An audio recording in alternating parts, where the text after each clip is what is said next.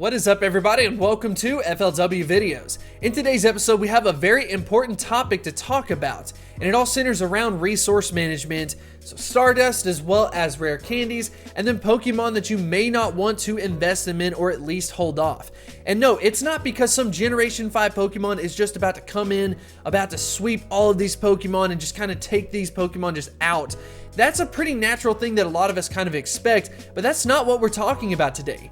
Instead, we are going to focus on exclusive moves and talk about the true threat of those moves to your past variation Pokemon. I ended up reaching out to a content creator known as Count Gensula, and we ended up filming this video actually for my second channel. But the more that I thought about it, it really does lay some solid groundwork for us to just kind of think about in the future and think about some Pokemon that are probably worth holding on to, saving some candies, maybe investing into them, but not necessarily powering up now until the exclusive move gets there. We're going to be talking about how Niantic is actually doing this, the plans that they're setting up, and then of course listing off some Pokemon that we believe are susceptible to this issue that you may want to hold off on powering up.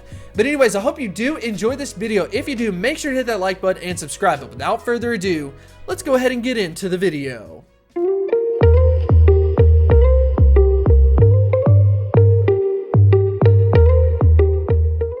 Niantic is going to release exclusive moves. I feel like, if it's something that's going to essentially make a past Pokemon, like a past version of that Pokemon, obsolete, I mean, it's going to frustrate players, like not just myself, but other players as well.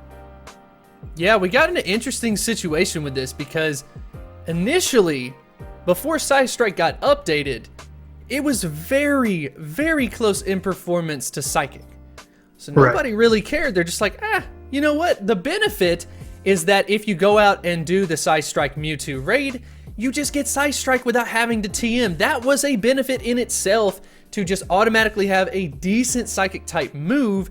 And we're just, I think content with it, to be honest, as Pokemon Go players, fans, content creators. We're good with Psystrike being very close in performance to Psychic. And then, a couple of hours before it got released, we got the moveset updated, and Psystrike is leagues, and I mean leagues, ahead of Psychic. We talked about this behind the scenes, but I actually have a 100% IV Mewtwo, my first and only legendary Pokemon with a 100% IV, and I've got the move Psychic on it.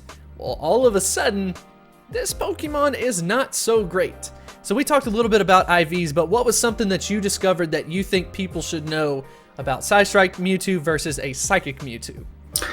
So Psystrike, like you mentioned, it's kind of a league of its own. It's just ridiculous how much more powerful this move is after the buff. Like, if you think about it, like a 0% Mewtwo with Psystrike is completely better than like a Mewtwo, like 100% Mewtwo with Psychic.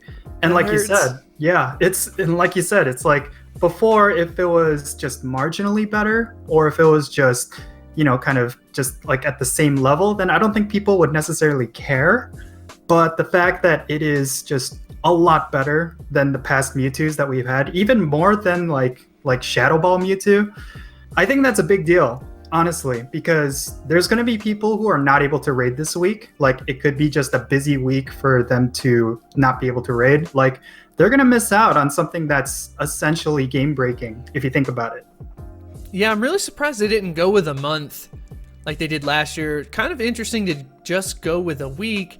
And now I'm sitting here with this Psychic Mewtwo 100% IV going, what the heck do I do with it? Sure, Shadow Balls are still relevant if you're wanting to use it from the Ghost typing. But then with the Psychic, I mean, if you don't have a Psystrike Mewtwo, everything else you have is irrelevant. And I know that we have talked about this before. And I just want to say this. This was really a pivotal moment in a lot of ways because we were honestly a little worried about exclusive moves just being so much better, but at the same time, it's all up to Niantic if they decide to go that route. When Psystrike was initially released, or I guess unreleased, the stats were so close in performance, no one really worried about it. And maybe you thought about this too. I thought for a second, okay, they're not going to go that route. The exclusive move is not going to be a huge difference between just the normal moveset that you can have. We're good to go. It's just going to be something kind of rare. And then you introduce the fact that, oh, you can get a shiny with that Psystrike Mewtwo. So yes, rare, but not necessarily game-breaking. I was hoping Niantic would actually go that route, but I do think after seeing Mewtwo, which is probably the 3rd or 4th Pokemon in the past that has now had the exclusive move be that much better, I really do think that Niantic is going to trap us with those exclusive moves. Oh yeah, and we've seen that already with like some community days, like for example Beldum, like with Meteor Mash Metagross. Like that was essentially like the move that made Metagross like absolutely relevant. And you know, it's concerning because like we have a lot of other legendaries that have like exclusive moves or potentially exclusive moves in the future, like Kyogre and Groudon, exactly. I think, are 2 big ones for sure. So what do we do with our 100% that we have now? Like, it should be interesting though if you think about it. Kingler got updated because of the move Crabhammer, and all of a sudden a non-legendary Pokemon is better than Kyogre as far as time to win is concerned. Right. That is mind-blowing. A Kingler should not be able to outperform a Kyogre.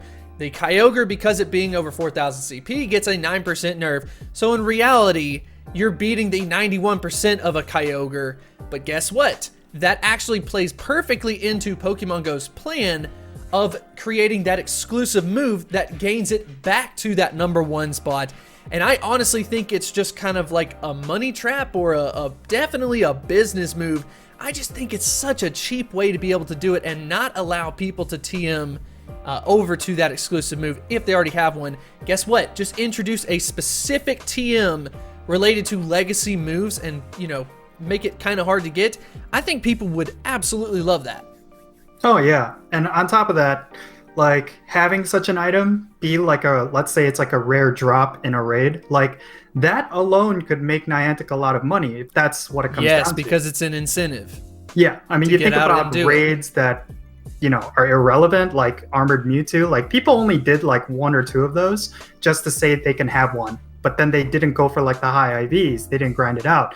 But if you add an item like this, then all of a sudden, like every single raid is relevant.